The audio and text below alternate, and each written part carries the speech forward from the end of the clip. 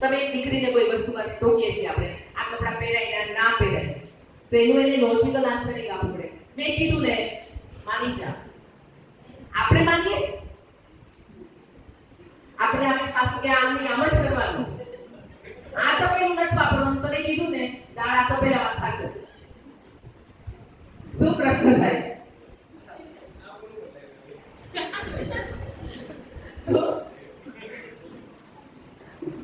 તો શું થાય?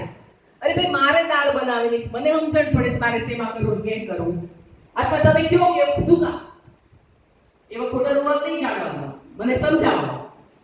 એમ બાળક એ જ, તો બાળક પાસે એ છે ને, એ તો એટલું નાનું છે કે આપણે એમ જ માનીએ છીએ કે શું સમજણ પડે, બુદ્ધિ શું છે, કાંઈ આપણે કઈ કરવાનું. એનું મગજ તો સેમ આપણે જેવું છે, તો 90% જે બ્રેન ડેવલપ થઈ જતું હોય તો એને લોજિકલ આન્સર જ જોઈએ બધી વસ્તુમાં.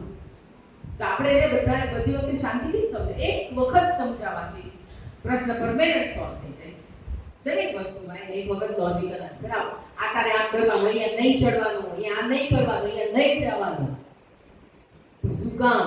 દરેક વખતે બાળક આપણને પૂછે છે, મોઢેથી નથી પૂછતું પણ આંખોથી પૂછે છે, અથવા તો આપણું નથી માનતું એ નહીં માનીને પૂછે કે ભાઈ મને સમજાવો એટલે હું તો આમ જ કરીશ, પણ એની જીદ નથી.